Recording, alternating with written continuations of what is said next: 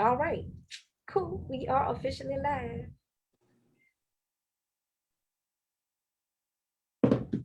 Okay, so thank you everyone for joining me on tonight's Roundtable Talk. I'm excited about this one. I'm excited about this whole series. So first, what I'm going to do is give everybody watching a little background. Roundtable Talks with Dawn Chanet Collins have been going on for the past year, running a gamut of topics. This three-part series is specifically focusing on the truth about public education. And this is part 2. Part 1 was July 7th. If you missed it, look on my Facebook feed and you can find the link to it there to watch. I'll also be posting it to my YouTube channel. Part 2 tonight, we're talking about, part 1, we talked about how did the myth of the narrative of failing schools get started. Tonight, we're gonna talk about like who pulled it off, who said this is the failure.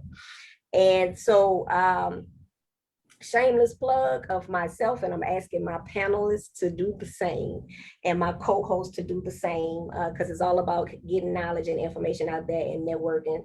Go on my website to see the rest of my roundtable talks, www.DawnChanetCollins, DawnChanetCollins.com. Go to the Madam Vice President tab. You will see that some of my roundtable talks have also been about my Culture and Diversity Reader, which is an initiative of mine started as Madam Vice President of East Baton Rouge Parish School System to encourage folks to start learning about each other.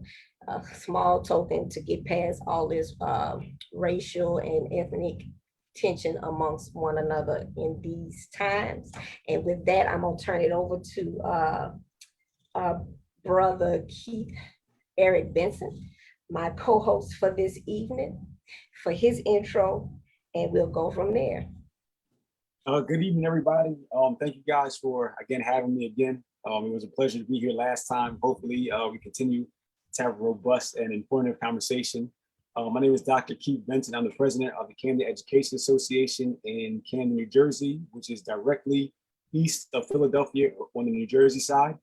I spent the bulk of my time for my dissertation studying how urban education reform is being used as a part of urban redevelopment. Certainly here in Camden, but certainly it's happening nationally. I'm pretty sure it's happening in your guys' neck of the woods as well. If you live in an urban area and you're seeing rampant urban reform taking place, certainly redevelopment is not far off. So thank you guys for having me again this evening, and I will turn it over to Miss Lee Barrios.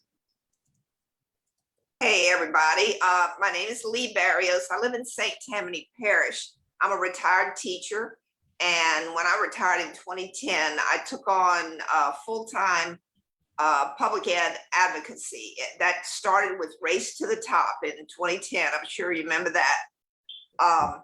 I ran for the State Board of Education 3 times and failed against the same attorney who I ran against, millionaire guy.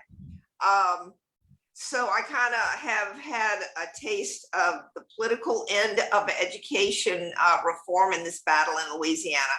So I have a master's degree in language arts and journalism, and I'm a national board certified teacher. So that's it. Thank you, Lee. Tania, would you like to go next? Sure. All right. Good evening, everyone. My name is Dountonia Batts. I'm in Indianapolis, Indiana. My educational background is and I have a Juris Doctorate and a Master's of Business Administration. I have taught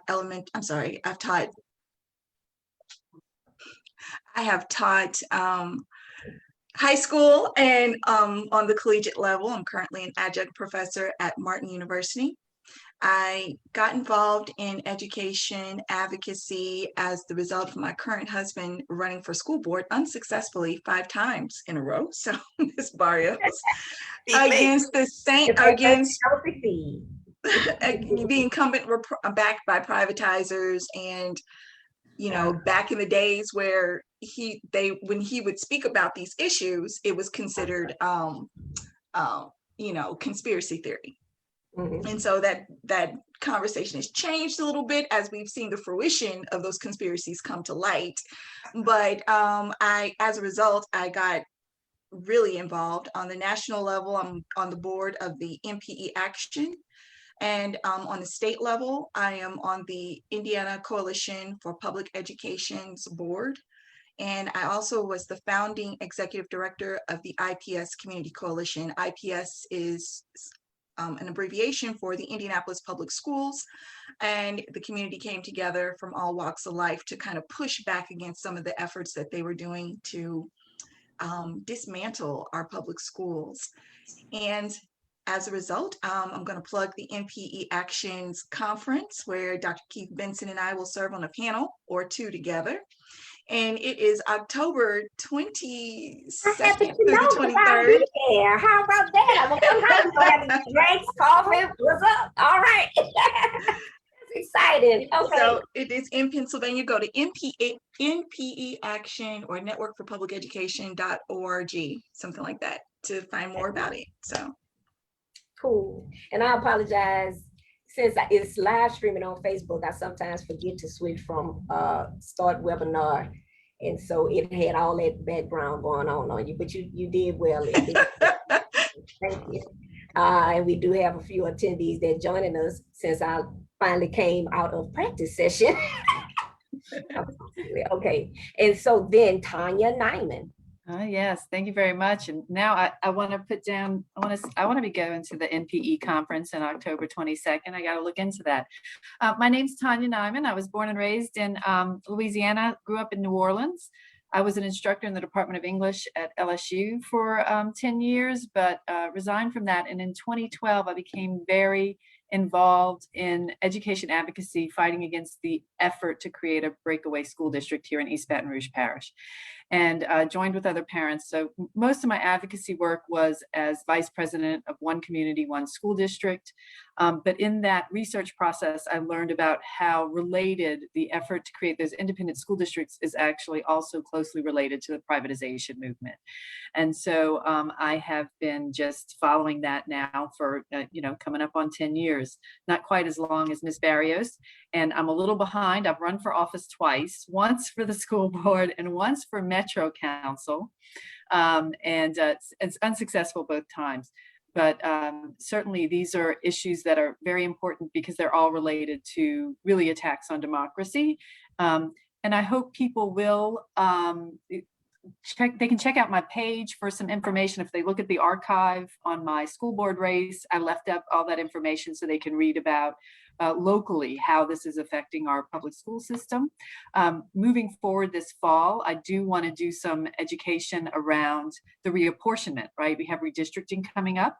And our school board was unjustly reapportioned in 2014. And so I want to raise awareness with people about that and the effects, and also how what we need to do moving forward. So that's TaniaNyman.com. I think my name will be spelled in the promo materials so people can find it there, and they can follow me on Facebook, and that might be the best way too to look for alerts for information. So thanks so much for having me here. I'm so excited to hear what everybody has to say. All right. And I'm gonna give a shout out to one of my political mentors whom I love dearly, and I could only wish and hope I could fill her shoes, Miss Patricia Haynes Smith. Hey, thanks for joining us. She's an amazing trailblazer. She was on the East Baton Rouge Parish School Board and was president. She served as president. And she was also, she turned out as a state representative and served on the education board. So glad to have you. And so let me move toward, let me do my little opening. I wanted to, you're welcome. I really want to touch on something that I realize is becoming a talking point as of late, because once you start exposing stuff, then folks got to come up with something else. So I'm realizing the new thing is but you don't complain about what's wrong with the traditional public school system. So let me be clear at the beginning of this roundtable, and I'm sure everybody else feels the same, but I will let them speak for themselves. Dawn Chanet Collins is an equal opportunity critic. And everybody here locally, I'm sure if you've watched just one board meeting for the school board, you know I am an equal opportunity critic. I don't have to pretend like nothing is wrong or nothing it needs to be addressed with traditional public ed. Okay, I'll fight the fight on both sides. Well, it's not even about sides. Okay, the truth is the truth and a lie is a lie. And we can walk and chew gum at the same time. Just because you see me chewing gum or just because you see me walking doesn't mean I'm not chewing gum too, you know. So I think we are capable of having just honest conversations. And so, you know, there's one little point, additional point to that in that same vein is that there's enough work to be done without making up problems that don't exist. So other people can make money, period, okay? And so that's why part one was important, to explain that, hey, you are allowing somebody else to tell you that what you got down the street is an abysmal failure. Check it out without even checking it out for yourself. Don't do that to yourself, and don't do that to your community. Be knowledgeable of the fact that, hey, there is a narrative that has been created. That narrative was based on straight up lies. If you missed part one, again, go to my Facebook page and find the video, and I'll reshare it too, just to make sure you don't have a hard time. And I'll put it on it'll be on my website as well. So very important that you don't let other people define who you are and who your community is. Okay, with that, Brother Keith Benson, would you like to go ahead and, one more thing I need to do. Along the lines of who's defining the terms, which is what we talked about in part one, is really important to also acknowledge that sometimes people use symbols and people use certain terms, knowing that folks don't dig deeper. They hear the term, they see the symbol, and that's all they see. I'll give you a prime example. I remember in my early 20s, I went to a funeral of a family member. Well, I went with my aunt to someone's funeral, and the person had 3 children, 3 adult children, and each one got up and said a few words, and they were all about Mom, you know, Jesus, and well, let me correct myself. They all had something to say on the spiritual side. And so I remember sitting in attendance, and I was like, oh yes, amen, amen, on each one of them. And then afterwards, my aunt was telling me on the ride home, she said, you know, one was Muslim, one was Christian, and the other was a Jehovah's Witness. And the reason why they spoke so passionately was not because they was just, you know, mama going to heaven. They spoke so passionately because they were at ideological war with each other about what was happening with mama at that moment. And my point is, sometimes people hear God, sometimes people hear democracy, sometimes people hear equity, and they're not stopping to say, but what does this person mean? First and foremost, what does this person mean when they say equity? And then what do they intend to implement when they say equity, or when they say God or Jesus even, right? You have to, or even within the denomination, okay, right? And so that totem of equity is very important to recognize that some take and abuse people's desire to see equity and hide behind it. And so with that, I'm gonna turn it over to my co-host, Brother Benson. He's gonna do a quick recap and then guide us and tie it into tonight's panel discussion. Yeah, so thank you, and thank you for that again.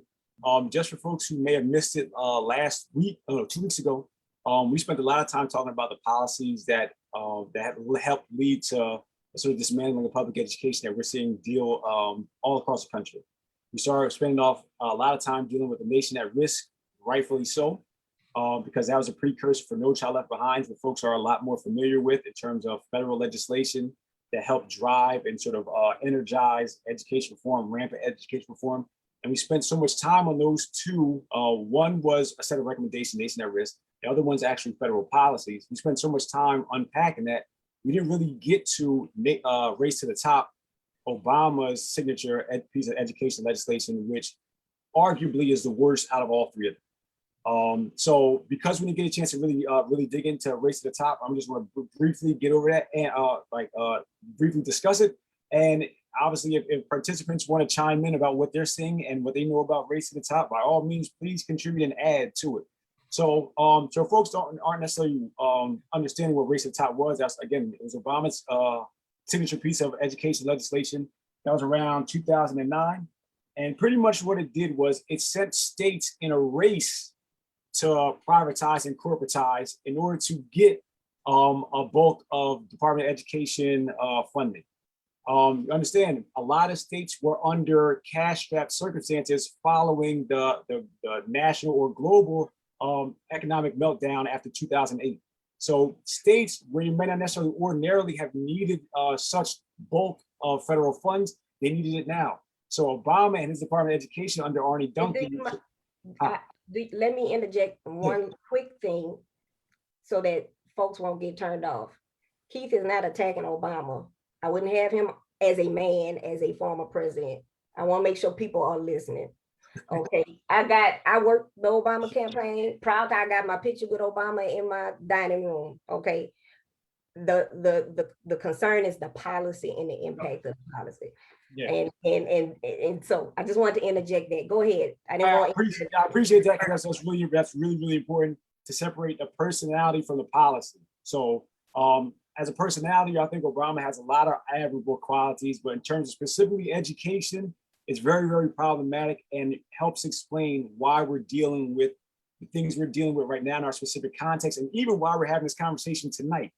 So back to Race to the Top, remember, it's post-2008 economic global meltdown. States are cash strapped. So what Obama's Department of Education did under Arnie Duncan is essentially create a race, literally Race to the Top, for states to privatize and corporatize. So what that looked like is states were given points to remove by removing caps on their charter schools. So where some states might have had a limit to how many charter schools can be established under their states, states got more points, thus more eligible or higher likelihood of them being access to these billions of federal dollars to fund education. And also specifically bring in Common Core and bringing more technology inside their classrooms.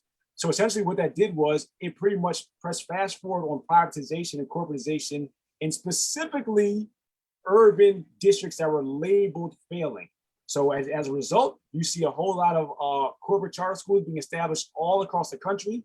You see a lot more ed tech being taking place inside of our nation's classrooms. You're seeing a lot more teacher evaluation systems that are being initiated in districts, and subsequently, a lot more laying off of experienced African-American teachers.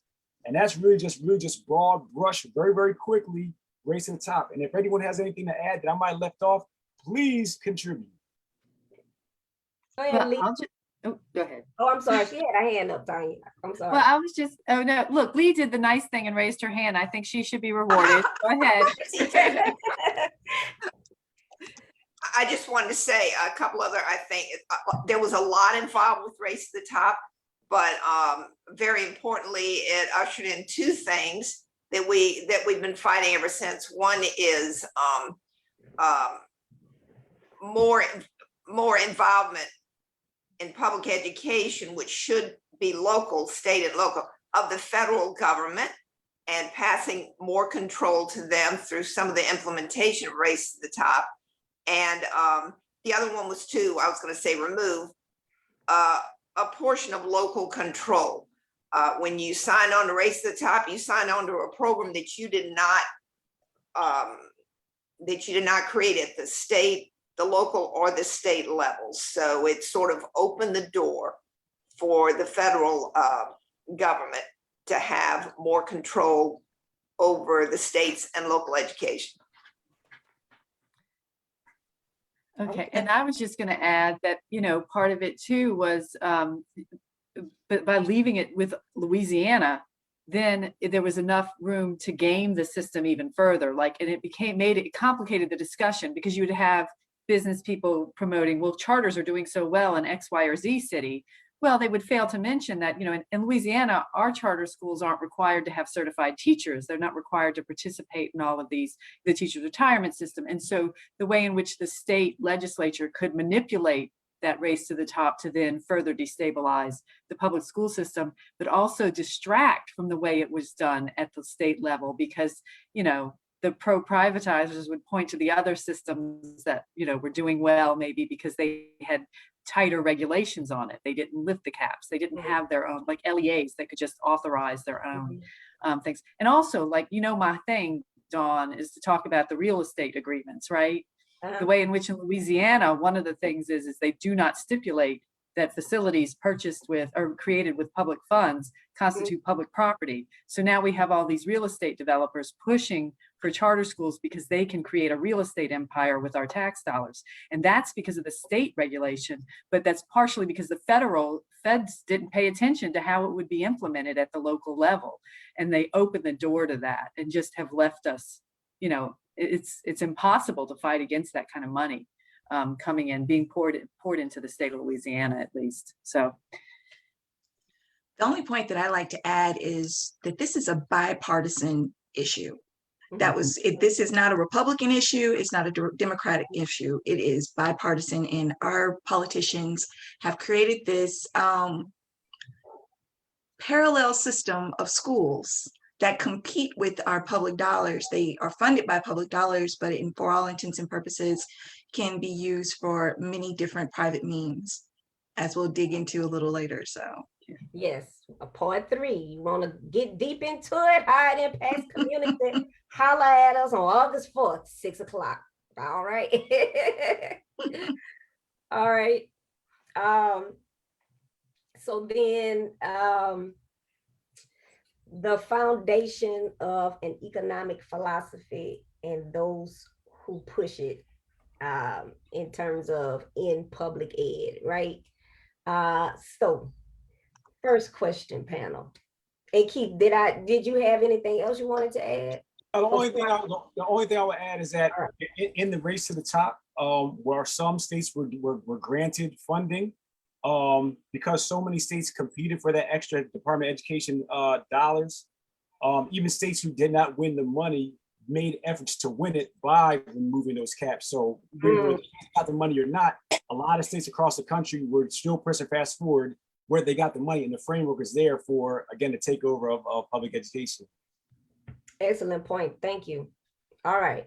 Now, so who wants to hit it first? Tell me about Milton Friedman, and what does Milton Friedman have to do with public education?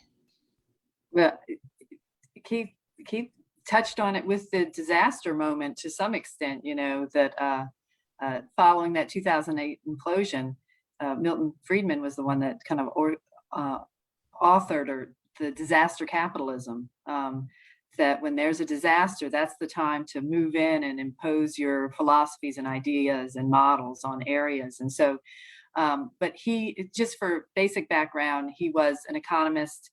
He won the Nobel Prize in 1976, but we're talking, and he's considered the father of the school choice movement, but most people don't realize that started back in the 50s and was directly connected to integration. Yeah, I know most people on this panel do, but probably not a lot of the listeners.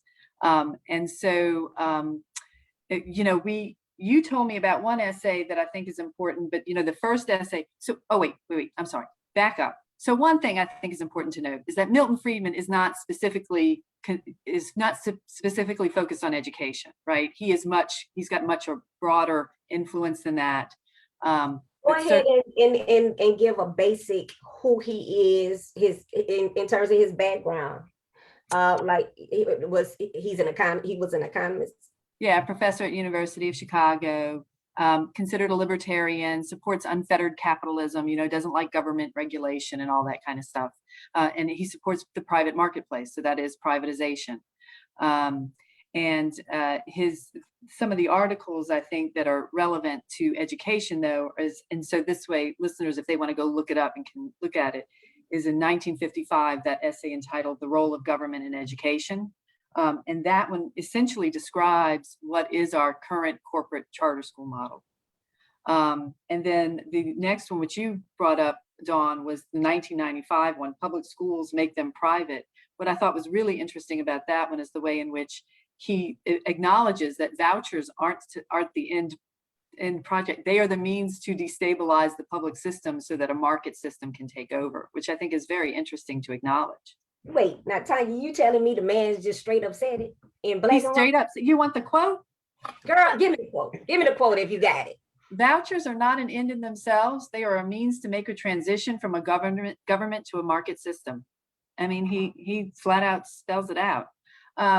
And then in 2005, he weighed in after Katrina, the promise of vouchers, put in on that. But I will tell you, the other thing is that I've done more reading about Milton Friedman than I have of Milton Friedman's work. And that would be, Diane Ravitch. Everybody probably on this panel familiar with Diane Ravitch. This is a good one because she really chronicles the role he played and documents her sources and all that, and creating the privatization movement and how he fueled it. And then Naomi Klein in the introductory chapter talks about his connection to what happened in New Orleans following Katrina. And so I just think it's really important that people understand how integral he is to that. But part of it is a lot of people will hear that and say, exactly, that's what we should be doing. Letting the market take over, that makes good sense. And I think that's why it's important for those of us who are pro traditional public school to explain the why. Well, why does he do that? And it has to do, quite frankly, with him being undemocratic. It is an attack on democracy. Democratic control is what infringes on Milton Friedman and his colleagues' ability to maintain their wealth and power. And so they have to dismantle that democratic control. And so that's the underlying reason. So I mean, that's what they legit believe, period. There's no exaggeration. That's why we want to make sure when we can reference stuff that you can check it out for yourself. That's the bottom line. Okay, now, and anyone can respond. Well, probably Tanya and Lee can best respond. How did his economic philosophy play out in New Orleans post Katrina? Well, I'll add a little bit there. So it actually was in the making prior to Katrina, but the perfect storm, they call it, came along with Katrina and opened the way to what happened in New Orleans with the schools was a lot of the schools were destroyed. And so they took the opportunity to fire every teacher. And this is also tied in with the anti-union sentiment because teachers, a good number of teachers belong to unions, fired every teacher in New Orleans.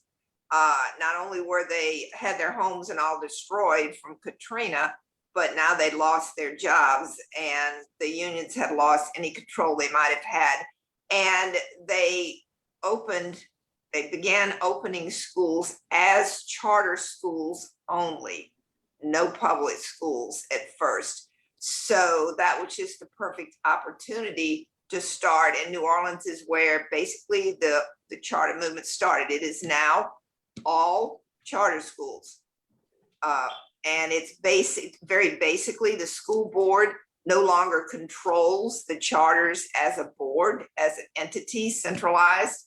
Now all the charters have their own, of course, CMOs, charter management organizations, and boards. So, and then there's a lot more involved with that, but that's what happened with Katrina. Okay. I just want to add that people should be aware that, yeah, they were laying the groundwork with the school accountability system and all of that type of stuff. But after Katrina, remember, they had to pull that special session off and pass, I think it was Act 35, that changed the school's performance scores that allowed state takeovers only for the city of New Orleans, so that they could justify taking over the bulk of those schools. It went down to like the school board only had control of 4 schools after they really did something that was unconstitutional and jimmied the state constitution in order to target a specific community, which is illegal. And so, and then it was just charter school, charter school, charter school. And that was in anticipation of all those FEMA dollars. They knew all those FEMA dollars would be pouring into the city. They knew that that school system had been neglected, and they hadn't invested in it properly for decades. So they knew it was vulnerable. And so they could have used that money to restore that school system from those years of neglect. And instead they knew they had to privatize the market so that everybody could get their grubby little hands on the dollars. And that's what they did. And former Rep. Smith wanted to make sure we recall that it was all perpetuated by New Orleans legislators. Yes. And the fact that it was just New Orleans in the grand scheme of Louisiana legislature is not quite so unique, because New Orleans is just legally unique from the healthcare. It's like everything. I don't know why they get to be a different planet in the state, but definitely it was in this case. It was, as I agree with Tania, it was as Tania mentioned, the prime opportunity. And so, yeah, okay, let's make New Orleans unique one more time, because it's the perfect opportunity to push those policies. So, okay, for anybody that real quick, I do want to add, I was at the school board meeting in New Orleans Parish when they closed the last school. And it's interesting to me. I think we're going to be talking about power here in a moment or whenever, but it's interesting how the lack of power the people have.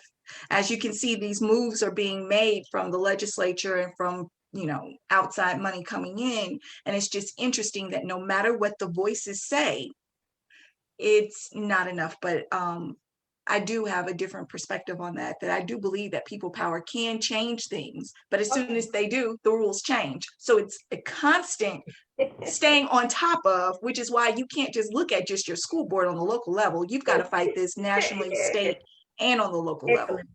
Excellent point. I think I want to piggyback on a couple of things folks said already. I think it really is important to sort of rewind and actually go through the steps to how we got here, because without that, you can't really contextualize why you're seeing your public school system get demolished. Like, there are steps that led that happen along the way that lead to what it is that we're seeing take place. So I think the time we're actually spending talking about those policies, spending time talking about Milton Friedman and how he was very, very pro, markets, a marketization of everything, that really, really matters, because where before it might have just been like, certain public goods down in South America and things like that. Now it's bleeding into other spaces like public education here in America. So understand, this is really a global issue that a lot of us are dealing with. And this education happens to be the latest sort of battleground where we're trying to maintain something that's really a public right that's now trying to be commodified. So that's really, really important to actually go and sort of connect those dots to what we're doing. So so I appreciate everybody sharing. Yeah, for sure. Now, before we move away from New Orleans, let me ask you this. All right, so if all the teachers, it was disaster, it was a crisis. So what? What kind of teachers got fired? Black. Huh? What kind of teachers? Black. From New Orleans had the largest collection of Black teachers in the country. Yeah. Let me sip on my bourbon one more time. So we spent a lot of time talking about the decreased numbers in Black educators, and New Orleans had, say it one more time, Brother Keith, one more time. The largest concentration of Black educators in New Orleans. And then they happen to be unionized. That was like a double whammy. That was like, how dare you, and bam, in your face. All right. Yes, ma'am. Go ahead. I do need to interject here, because what the same privatizers have done to usurp the authority of unions, and also to create a teacher shortage, especially among Black educators. They have now created advanced opportunities to streamline administrator certification, so these individuals can run schools. So now you have Black educators flooding over to the privatizers, charter schools, starting their own schools, being incubated. So there's kind of like, this is what burns me up, that, you know, and this burns me up. We've destroyed, we know that many Black, I come from a long line of Mississippi educators. Mhm. And so the desire and the importance of education in our culture, Mhm. you take it away through the through the public school mechanism, and then you create this alternative system where you have Black administrators, Black teachers, etc., in essence creating resegregated schools under the guise of lifting up Black educators and providing them with six-figure incomes for a certain amount of time, because it doesn't incubate forever now. And then retirement. you also have these schools popping up in areas where traditional public schools used to be, and only providing the only choice in those areas for those schools. And if they're better, I always argue, why aren't people from the suburbs knocking to get in the doors of those better schools? And so you've got this really interesting dynamic that people don't realize, and you hear a lot of pushback from African Americans on the fact that, but the Mind Trust provides this opportunity for me, but the Opportunity Trust provides this opportunity, and they're all the same from the City Fund, and different cities, they call themselves differently, but the City Fund is kind of like privatization on steroids. They are the hub in which they go into the city, set up a nonprofit foundation, incubate educators to start popping up these schools, at the same time lobbying at the State House to change the laws to make it easier pathway for these schools to exist, such as the same standards at which schools close in my state in Indiana. Those same standards that which they use to close schools have now been abolished in our last legislative session, to pay, now that the roadway or the city has been built, the state has been restructured, where all of these charter schools are now sustaining. And so those requirements on standards and accountability and proficiency and growth have now been abolished, that the state can no longer step in and take over those schools, because the pathway has been laid for those charter schools to exist without accountability. Right. And who's profiting? Because you may have an African-American administrator making six figures, but I can assure you there's going to be a billionaire behind it that's actually reaping the bulk of the profits. Exactly. And so this is when something you talked about, this is not Republican versus Democrat. It's also really not white versus Black. It is money versus the people. It really is. They certainly know how to use race in order to affect the end game, but the end game is about eliminating that democratic control and maintaining, maintaining their wealth and power, and a certainly sizable portion of the population in poverty. Well, thank you. Let me ask this.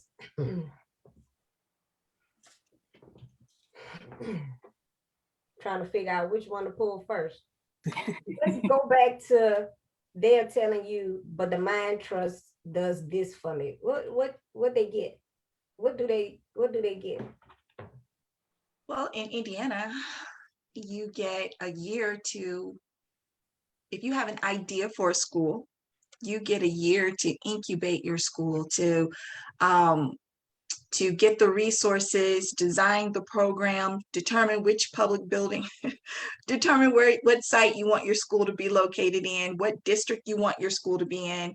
They'll help you get your charter so that you can set up your nonprofit to get a charter to open a school, do networking events to create your school board from likely individuals. They're usually big corporations like Eli Lilly and people who live in other cities, sometimes other states. So Dountonia, I remember reading a very interesting article that you posted on your page about how that very south. So, first and foremost, that sounds great. So that's the plush version of them building their pipeline. Exactly. Exactly. But can you just briefly touch on that interesting story about the brother that and it could be exposed so many flaws with the lack of accountability in some of this. One of the benefits, quote unquote, that our the proponents of privatization or the mind trust likes to brag about is the accountability. So in order to be a mind trust fellow, you must apply to be a mind trust fellow.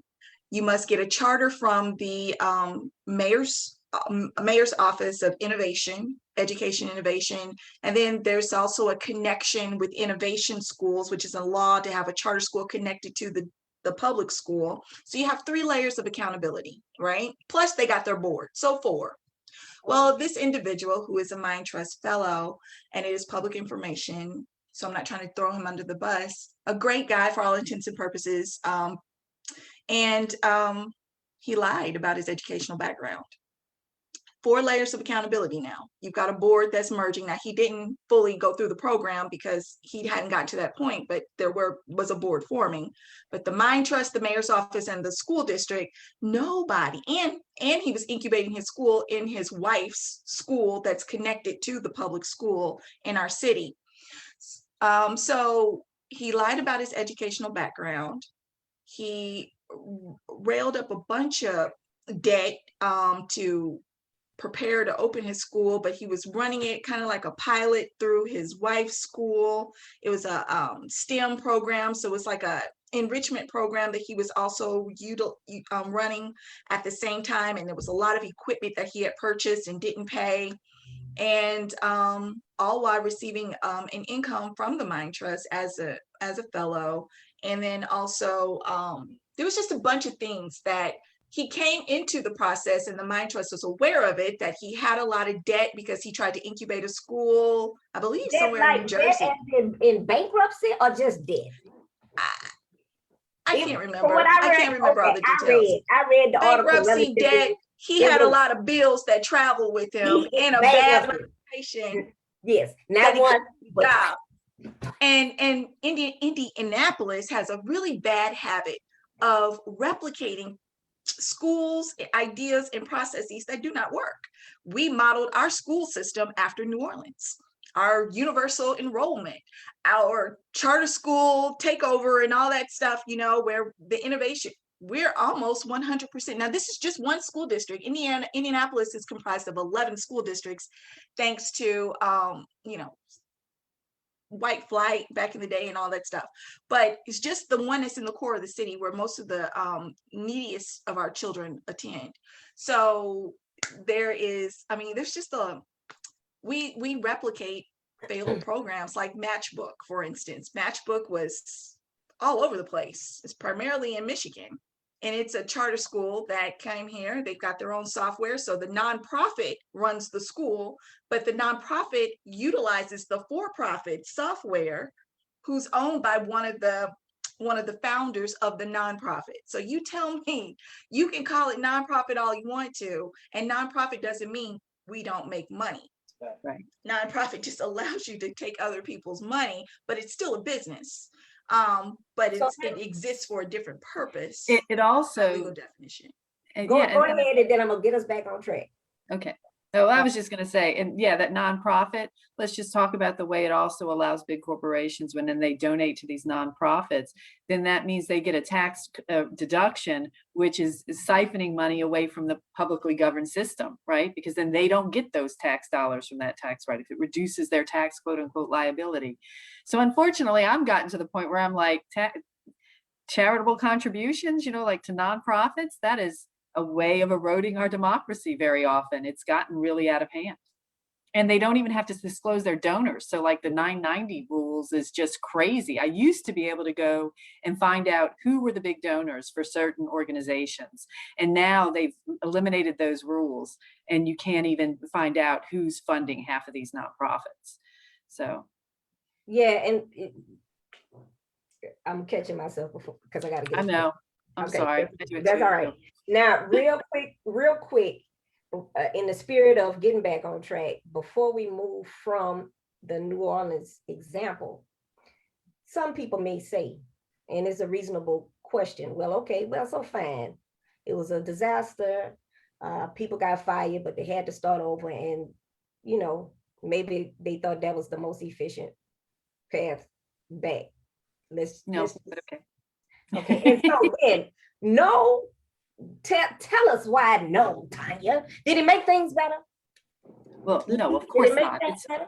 you know, so let's give the shout out to Ray Sanders right now, and I can't remember the other two authors of that book, but the 21st century Jim Crow schools, that just spells it out, that this is a way of returning us to a system that you know, disenfranchises people from having any ability to participate in the democratic control of their schools. And for me, you know, if you do not have the democratic control of your public schools, then you do not have a truly public school system. You cannot fulfill your responsibility to provide a quality education to all children, regardless of race, socioeconomic background, and ability. That is just a key component of a public education system. Because I've always looked at it like that, right? You know, I'm a product of New Orleans public schools back when they were actually public schools. Certainly they had their struggles and, you know, whatever. But I always looked at it as like the public school system reflected on the community, right? Because if your public school system was struggling, that meant the community was failing to fulfill its responsibility, not the other way around. People always talked about that. Oh, public schools are failing that community. No, no, no, no, no. That community is failing those public schools. And so it's interesting, even hearkening back to that first thing that we talked, our first segment, you know, the narrative, the way in which the narrative gets shaped, and that how that narrative got flipped in order to encourage all this. But yeah, now they're back to Jim Crow down there, right? And we're about to be in Jim Crow in Baton Rouge too, very soon, full-fledged, where the stakeholders are not able to elect the representation. And right now, y'all are Act 1 and Act 2 severely limited y'all's ability to have any power over the development of curriculum or, you know, administering of funds and all of that. So yeah, it's, you know, it is big picture intertwined, and you've got to, who was saying before, you got to look at the national and the state and the local levels. You can't just look at one, because it's sort of permeated at this point.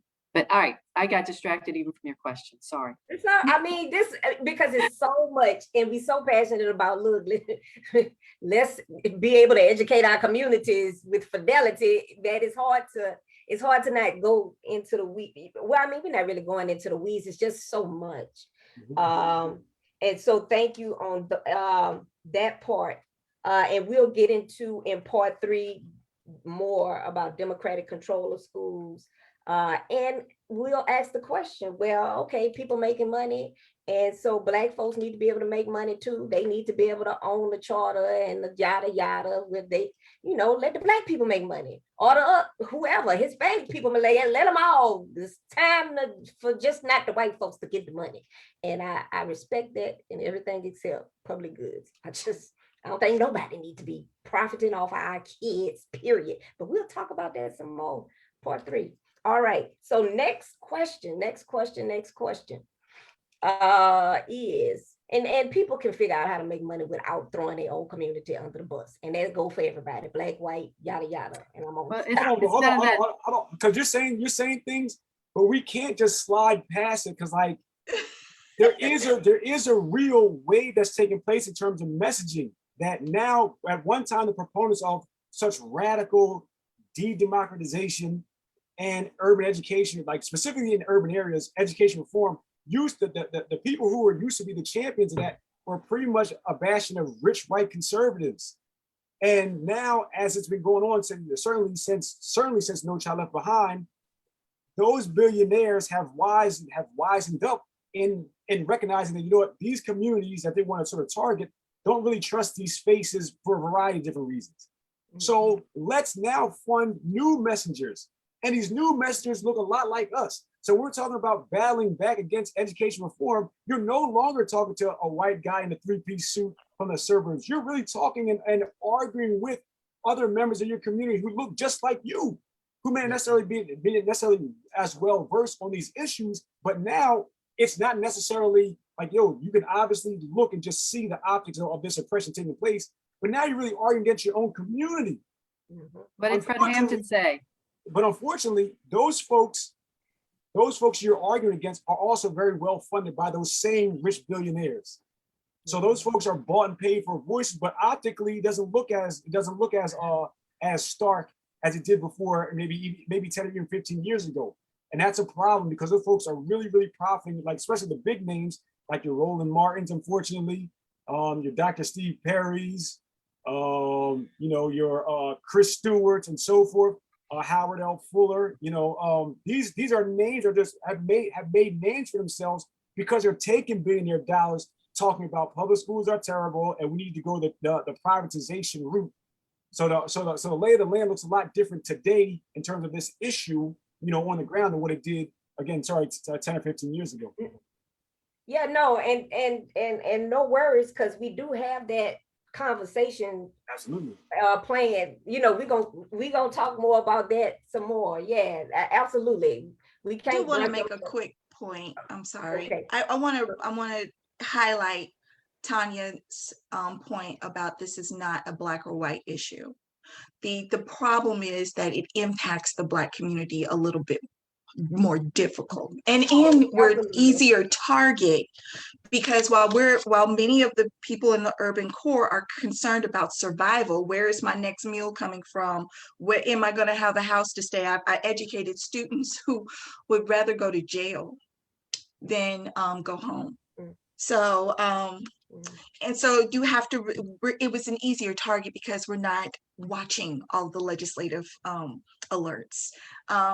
Oftentimes our community is silenced because if it's a person who's communicating a message to me and they're on the quote unquote come up, then it's a little bit more palatable to receive. And I can't attack you because if I attack you, then I'm seen as dividing the community even more. So these sub issues get override the bigger issue of what's really going on. And so while we're fighting these smaller battles that seem big, oftentimes the real issue, you know, they're doing their own thing over here, taking it over while we're addressing something that doesn't even relate to what it is and trying to figure it out. So there's more chaos in regards to the advocacy efforts of those communities that they. I appreciate you. I absolutely appreciate you pulling that out. And Keith, you wanted to say something else? Yeah, I know we didn't hear from Miss Barrios in a while. I wanted to see if she wanted to chime in or something. Well, of course, I totally agree with all of that. And a lot of it, particularly at first, after the takeover of New Orleans schools, was a lot of misinformation and lies fed to the people, and the promises not kept to the African-American community and the parents of school children. And of course, at the same time, they're building these beautiful FEMA-funded schools. So things looked rosy. The NAACP for a while supported charter schools because everything was about equity. Equity was a big word, but it was used falsely by the promoters of charter schools. So, but now there's a huge movement. The parents see the light at New Orleans. And so this is, and they are very organized in New Orleans. We have a couple of people watching today that are very involved with that. So, and that's what it's going to take. It's going to take grassroots. Parents don't realize the power they have to take back their public schools. So I totally agree. It's just been a mishmash. The Urban League, headed by former New Orleans Mayor Morial, they're still heavy, and that's all politics.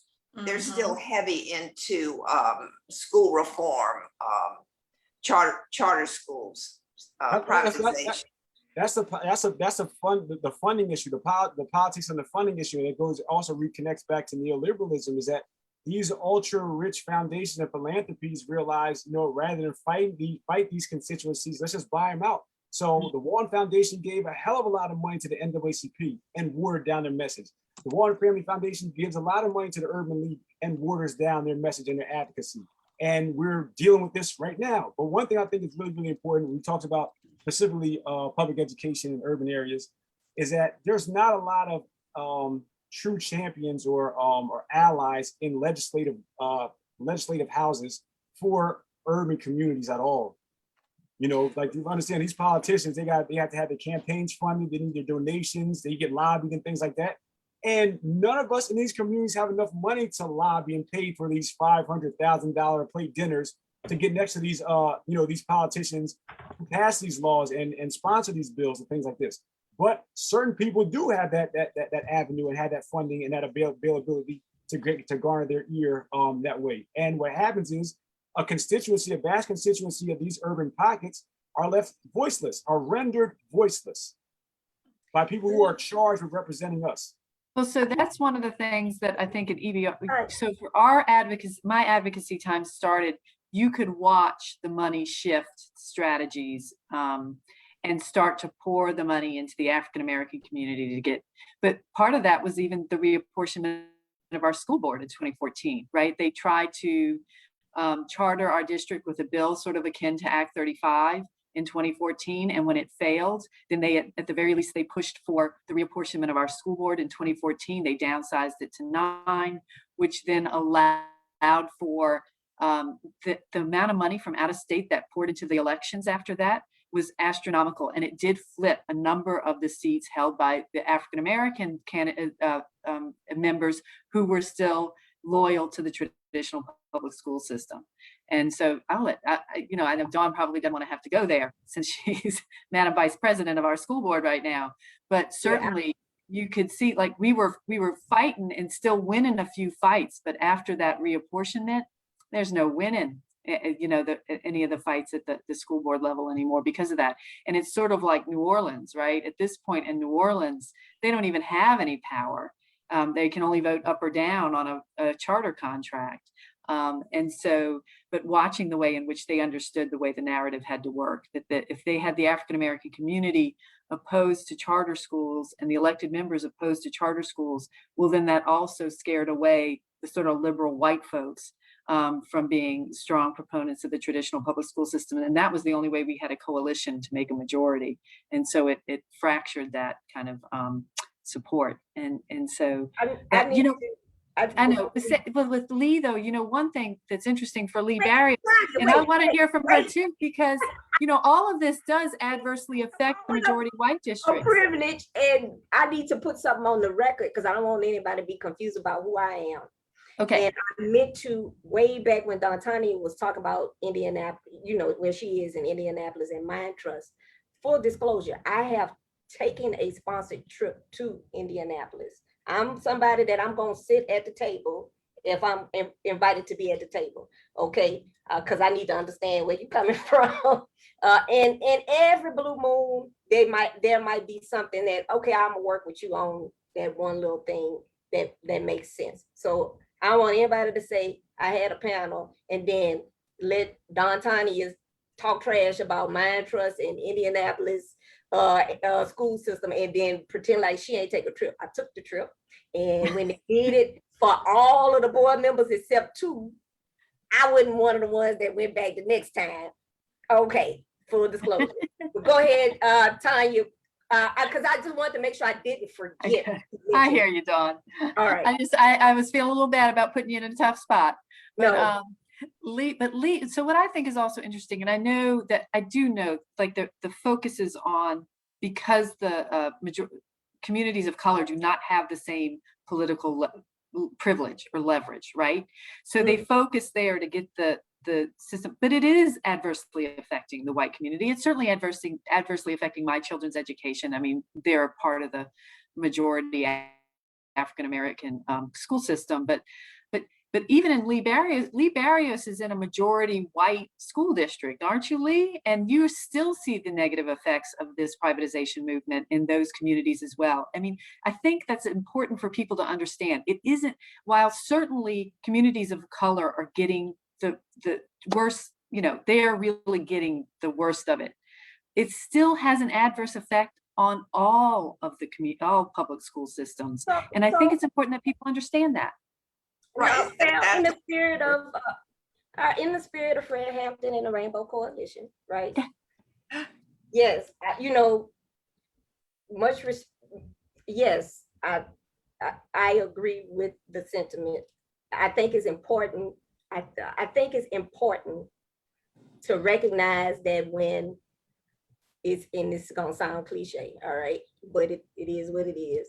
When white America has a cold, Black America has the flu. And we can never forget that that's how great the disparity is. But I do genuinely agree that we cannot overlook the fact that other people are also affected, because but we're gonna move on because we got to get into the Billionaires Boys Club taking the mantle of Milton Friedman. Okay, we got to get there, you know. And so then tell me about, what is ALEC, the American Legislative Exchange Council? Okay, well, I'll jump in here. When I first learned about ALEC, I think it was actually when I was involved with NPE, the Network for Public Education, and went to their conferences. And then I was up there one year. We were having a reception, and I was introduced to a fellow that worked with the National Board Certified Teachers. And he said, "Oh, we're coming down to New Orleans for the ALEC conference." And he said, "Would you like to work our table with me?" So I'm like, oh my God, an insider getting into that would be incredible to see how it really works. And so I did. And when I took a break, I just walked into, because little did they suspect anybody but their own folks to be there at the ALEC conference. But I went into one of the meetings where they actually sat around a big table, and they were introduced with a model piece of legislation. They discussed it, and as to whether or not this was what they were going to push. And they nationally pushed these pieces of legislation. That's how it's been, that's one way that it's been perpetrated throughout the United States. It's not just New Orleans, it's not just Louisiana, like we tend to think.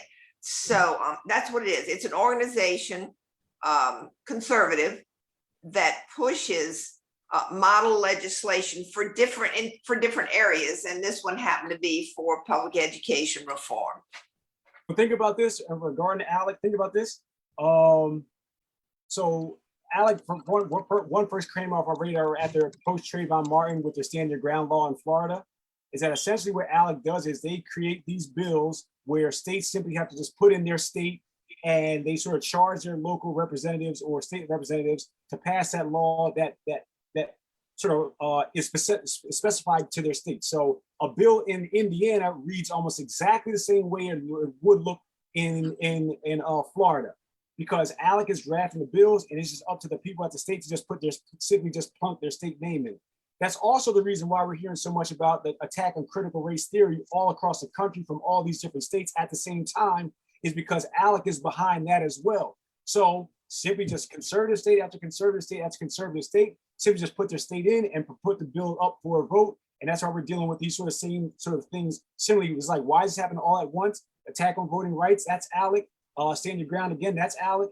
All these things that are bringing up questions like, why is this happening all across the country at the exact same time? That's because ALEC, they usually start at that American Legislative Exchange Council, as Sister Barrios referenced. And don't get it twisted. Like I said, this is a bipartisan issue. Correct. ALEC is very powerful. Yep. But don't think that the benign title, Democrats for Education Reform, is benign. They are not.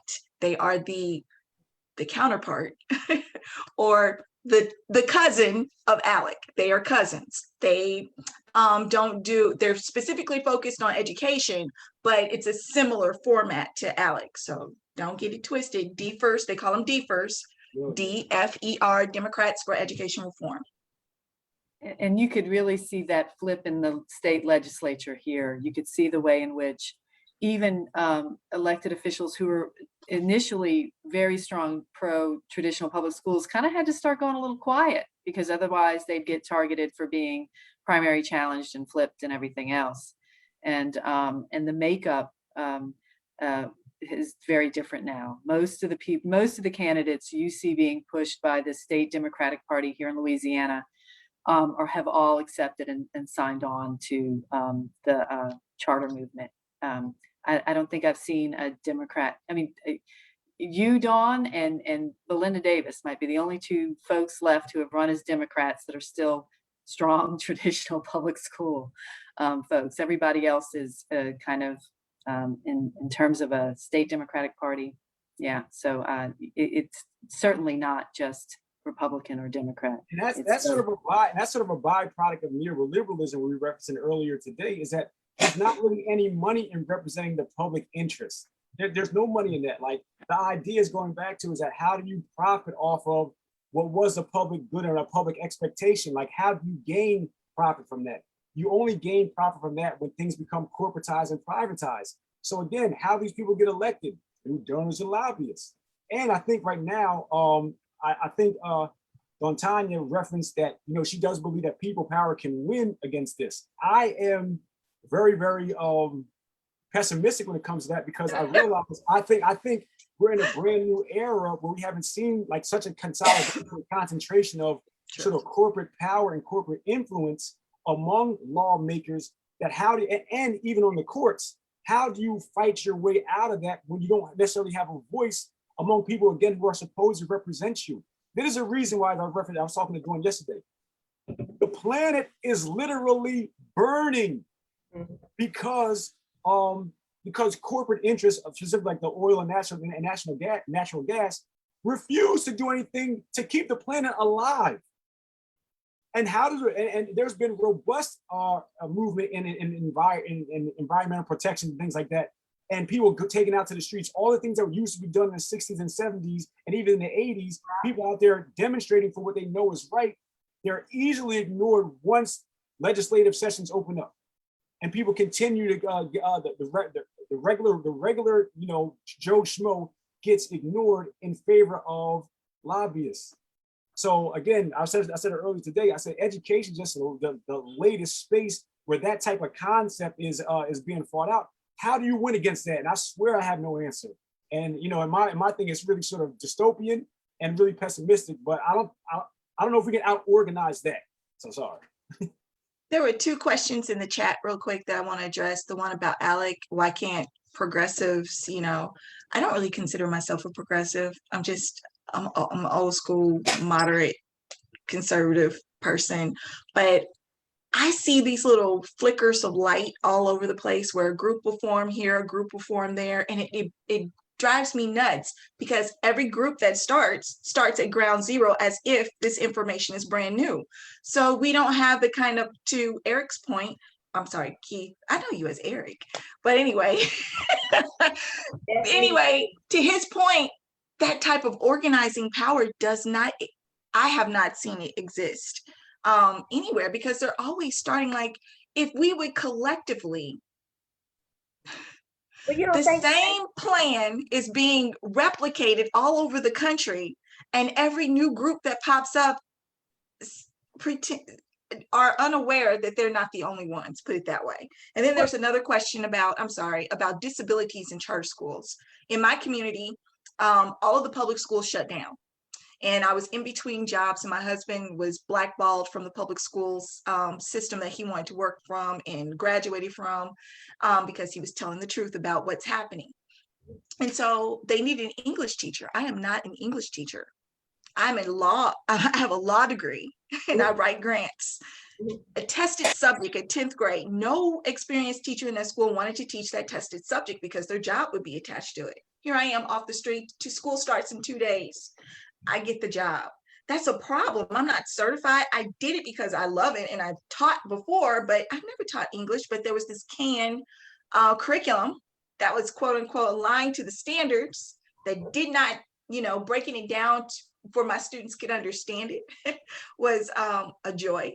to see them connect with some abstract, but it's interesting to me. And the disabilities that were not addressed in that school, they accept you in the front door, but they quietly usher you out the back door. Closer and closer it gets time towards to test time. And that goes for physical disabilities, academic or mental disabilities, etc. It was just an interesting phenomena in the interest of equity. Well, New Orleans got sued for that. There was a suit against it. Somebody might remember more details from that. But yeah, that was that's standard practice, I think, across the board. And there was a few schools in New Orleans. The Southern Poverty Law Center was very active. They wouldn't take on the whole charter fight, but they would take on the fight of the schools that were blatantly discriminating against children with disabilities. And they had a judgment. So it's been documented. Yeah. And I want to thank you, Dountonia, because I want to hit on something in that question as well. And the question of why don't the progressives? So I kind of consider myself progressive. More or less, I consider myself progressive. But I say more or less because the part that I want to hit on is even in the progressive movement, there's confusion on where folks should stand in the public good versus private good conversation. Like in the progressive community, folks are not recognizing that it's even a conversation to have. I went to a national conference and the conversation may have changed since, because that was way, I went to Netroots, maybe 2013, 14, and they had some public ed forums, but it was, panels. But I was like, but you're not even dealing with the public good. Like, what does it mean to be progressive? Like, we're not even genuinely defining what that means. And in my mind, the reason why I'm willing to align up with progressive to some extent is that we care about public goods. Like that basic concept of some things are public for a reason and some things are private. We just have not had that honest discussion. In New Orleans is under. I question yes. two things. Yes, I question if people really grasp the whole concept of what the public good is, and then also what is the purpose of public education or the purpose of education, period. Because now with all these pathways and picking a career in the 6th grade and you're on this pathway, is it to get a check? Or is it to develop critical thinking into this whole concept of, when I was growing up, it was about being well-rounded and being able to think and adapt to different situations. And it's just, it blows my mind that when I was teaching in high school, the kids were more interested in what I thought the answer was, as opposed to digging deep and trying to figure out the answer for themselves. So that whole process of, what do you think? I don't know. I hope I'm not rambling. We've lost something. Yes, we've lost something, that testing and kind of stuff like that. That's exactly it. And I can remember that when I was still teaching at LSU, and, I used to try to get those discussions started. So it wasn't about, let's think through this argument. What's the reasoning? What evidence do you need? And, it wasn't an 8 a.m. class, but I couldn't get the discussion started, and the students are looking at me and they were just like, just tell us what the answer is. And I'm like, oh, like, no, that's not the point. The point is for you to think it through and debate it and understand what constitutes a strong argument, so that you can recognize and evaluate and challenge things for yourself. And unfortunately, I see a lot of people, I mean, even right now, while I'm trying to discuss the proposed changes to our plan of government, I'm supposed to accept, somebody says that my concern is unwarranted. They don't provide me with reasons or evidence, but I'm supposed to go, oh, okay. So somebody in a position of authority told me that I was wrong and I should just accept that. Well, no, you're supposed to question authority. Over the course of decades, quote unquote, good education, what good education looks like, has been redefined away from grappling with, arguments and thought and really weighing things, to circle this letter, or you read something, you respond. So the idea of actually, taking on sort of critical thought is something that's now not something that's even valued or even tested. And because it's not tested, the nature of what schools look like and schooling looks like changes. So to Ms. Batt's point, like, yeah, that's what education was supposed to be about when we were coming up. But now that certainly has changed. Like now your school and your effectiveness as an educator is determined on how your kids do on a test that you don't even design. Yep. Yeah. Not how well your kids think and argue and be able to piece different pieces of information together and synthesize. Sorry, Ms. Barrios. And that's that's- I'm sorry, and that's the dangerous. I That's the gotta danger. jump in here because Yeah. that to me is the ultimate, I call it the weapon for reform, and because it represents control, is that use of that standardized test for high stakes. And everything filters down from that. The curriculum is now guided toward passing that test, accountability of the test. So it's narrowed our curriculum, where it's deprofessionalizing the profession of teaching, because now curriculums are coming in the form of scripted and Mhm. paced lessons. So that to me is the biggest weapon. And that's why my biggest thing is for parents who don't realize the control they have by opting out their students from taking that test. If no one takes the test, or if enough people don't take the test, they can't have, well, the data is not legitimate anyway, but it Right. certainly would not be legitimate if there weren't enough test scores. So, but they will not let go of that standardized test accountability. They will not. That's why it's been written into legislation. Okay, policy is one thing. How else do you hold a teacher accountable? Well, when I became a teacher, I was 42 when I went back to school to be a teacher. And I've quickly learned that accountability is a parent walking into your room and having that discussion, sometimes argument with you about their children. And, I know there are some children, well, there are plenty of children, I guess, that don't have that support from parents, but parents, again, they have so much control. Parents are the number one accountability, not to mention the kids themselves are accountable. Let's give them more credit than that. But accountability, what it used to be, which worked fine if it were properly handled, the principal who's there all the time, oversee. Now they're so busy with testing and all that, and accountability over the teachers, that they can't really supervise teachers. There's very little time for professional development. Our own district superintendent said the other day that they're giving us so many in high school, so many different courses, required courses they have to take, that we can't have kids in music, art, theater. And so we're literally losing those teachers. I have a friend who's a fantastic music teacher. He resigned because they could see the writing on the wall that their jobs are not going to be there, or they're going to be meaningless in the near future. And so that's how much control the curriculum and the state now is having over schools. And another thing that's really bad now in this deprofessionalization of teaching is that we're losing teachers so much that we can't get certified teachers. St. Tammany used to be, for true, 100% certified teachers, meaning if you're a math teacher, certified math, you taught math.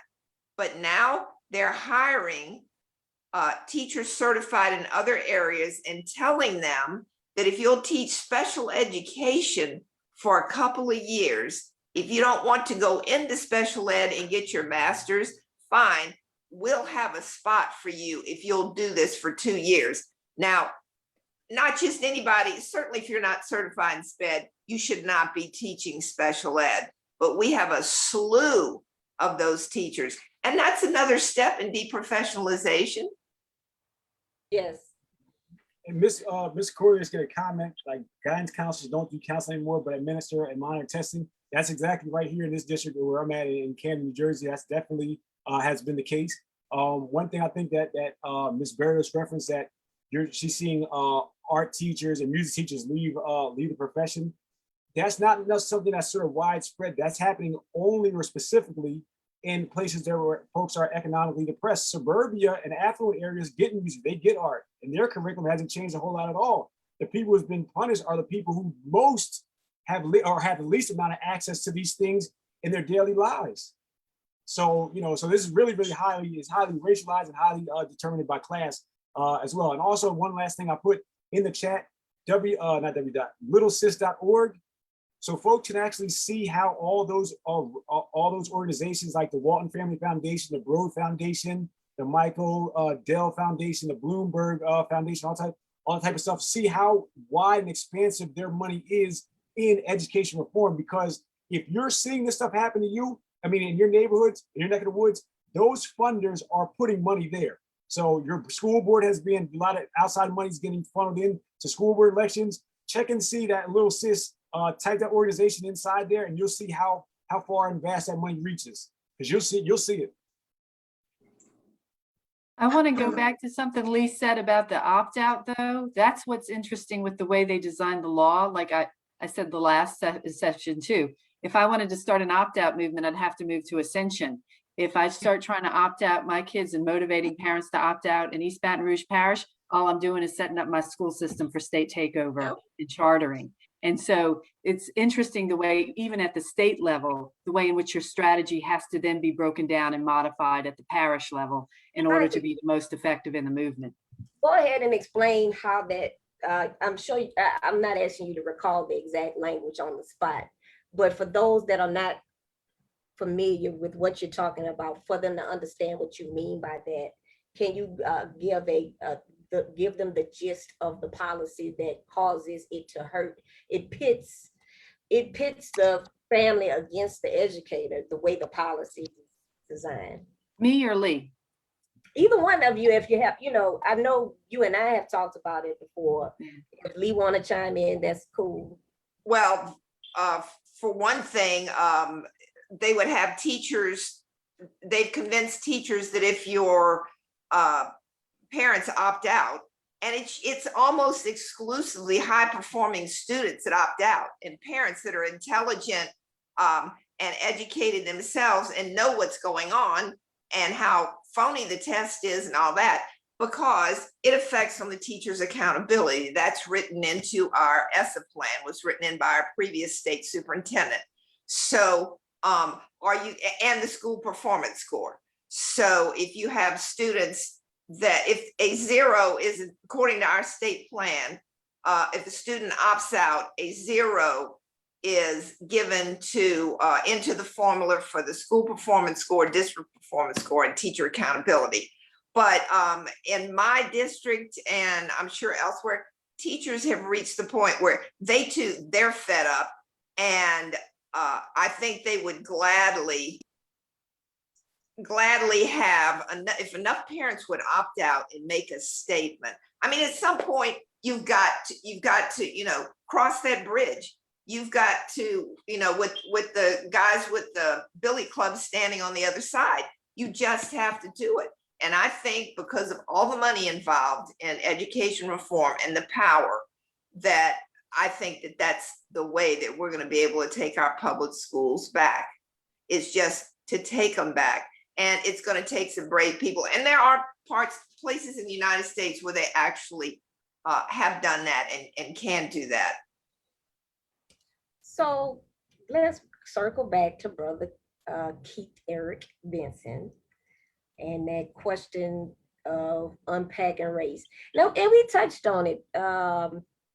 We pretty much touched on it. Did you have, before we go to, and we've done our Q&As in real time instead of saving them for the end. So before we go to our closing remarks, did you want to do a little more unpacking of race on, did you have any other thoughts? Nah, that messaging part for me was just something I think really is important and need to be said, and I've said it, so I think I have nothing more to add on that unless someone else does. Cool, cool. All right, so then we'll close out. Keith, you want to announce the next webinar, the next panel? Oh yeah, so next panel have a lot to do with how ed reform is impacting your community and the way your community is developed around education reform, specifically charter schools.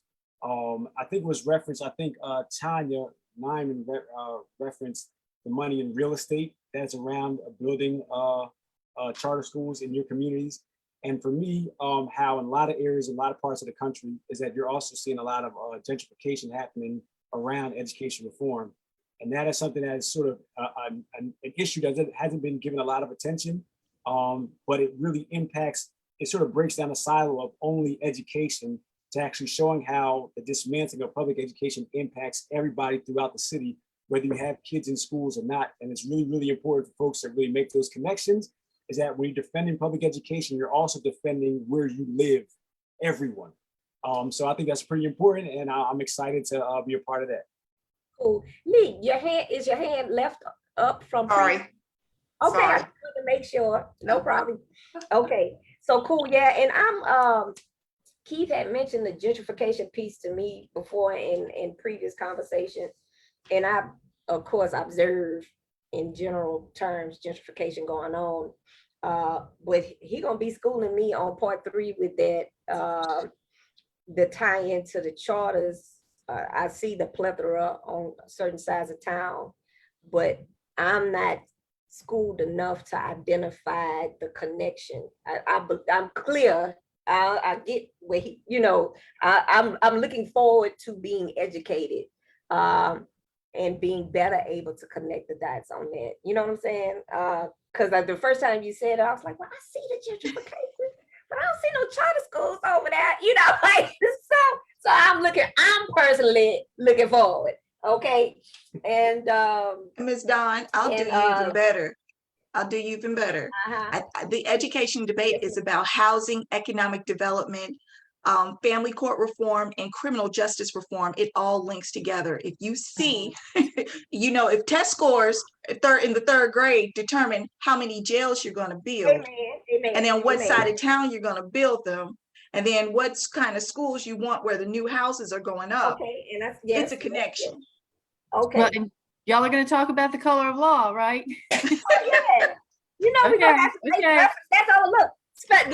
Yeah, that's on my. You reminded me I need to close out and remind the people about my reader, because color of law is coming up next month, baby. So we're gonna be all right. and Sister Dountonia, that's why you and Brother Keith and Sister Gloria gonna join us on part 3, along with others, to really, like, to me, I think part 3 is the part that's just gonna, like, kind of blow some minds, including myself, because y'all exposing me to different connections that it makes sense what you're saying, but helping me identify certain stuff that, to me, like, all day, every day, I'm ready. August 4th, 6 o'clock. Just the registration link will be the same, will be similar to this one, which is bit.ly truth about public ed, and then the number 3. Don't do it yet, because a sister, I got to manage my time, and within the next 24 hours it'll be ready. Whenever you see the graphic and you see me promoting it, then it's time to register. But that will be the link that I create. And so final closing thoughts. As I referenced earlier, my Madam Vice President, Culture and Diversity, I'm all kumbaya, but I'm also all about keeping everything 100%. And so then that's why in the month of this month, July, we're gonna finish out with Alice Walker and the interplay of race and gender. Okay, but then next month we're gonna talk about law, and because I'm in law school, Sister Bets. Okay, I won't be like you, my friend. All right. And so I can't be a law student and not, talk about law and how, law and policies that create socioeconomic hierarchies. And, sister and mentor Patricia Haynes Smith mentioned we need to do something on CRT. I don't know, maybe that'll be, a round table after. I know I'm just all excited, Jesus. I don't think I ever been so excited before about this. All right. And then look, okay, so impact on housing. Okay, so look, join us again August 4th. If you forget to register, no problem. Just look for my Facebook live feed. I love y'all. I appreciate each and every one of you, and I appreciate you taking the time to be part of this discussion, and I appreciate those who have attended. I have some supplemental material that summarizes some of what we talked about that'll go out, and I will, based on the registration email you have, I'll just shoot out that email just like we did in part 1. All right. Thanks, Karonda, and thank you, former Rep. Pat Smith. Yes, ma'am, I will. I'm gonna take your advice. She said, keep this going. All right, y'all. Much love.